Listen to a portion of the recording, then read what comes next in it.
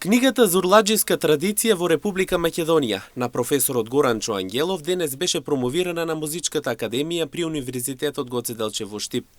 Во самата книга се истакнати информации за самиот инструмент, за некогашните и денешни свиречи на овој инструмент, како и настаните на кои овој инструмент бил дел од животот на македонецот.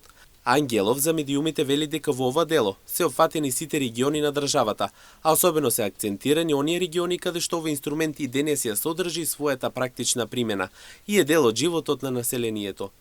Самата поместена материја опфаќа доста информации поврзани со зурладжиската традиција во Република Македонија и не само тоа, повеќе за инструментот, повеќе за музиката, повеќе за свирачите на овие инструменти и секако контекстите, односно настаните на кои овие инструменти биле дел од животот на нашето население. Значи во студијата, во монографијата се офатени сите региони во Република Македонија и дадено е поголем акцент е ставен на оние региони каде што овој инструмент не само во минатото, туку и денес има својата практична примена и е дел од многобројни настани во животот на луѓето. Така да, ако ја ставиме на кантар кој регион, мислам каде повеќе се употребува оваа зурла, морам да напоменам дека овој инструмент, морам да напоменам дека доминира западниот дел од Република Македонија, меѓутоа не помалку и во Скопје, не помалку во Централна Македонија, во Велес, помалку во Струмица, во Штип.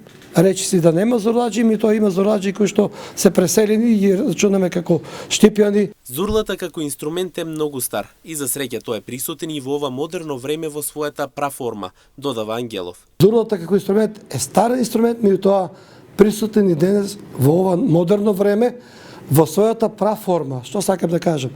Значи, зурладжиската музика, она музика која го задржала својот автохтон звук.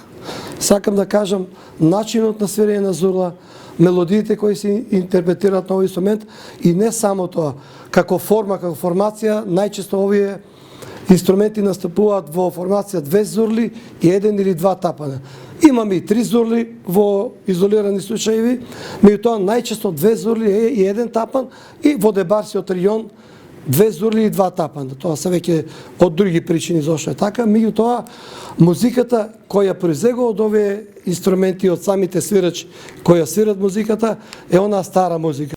Инаку настанот се одржа на Музичката академија при Универзитетот Гоце Делчев во Штип, а на настанот беа присутни градоначалникот Јорданов, како и професори од Република Бугарија.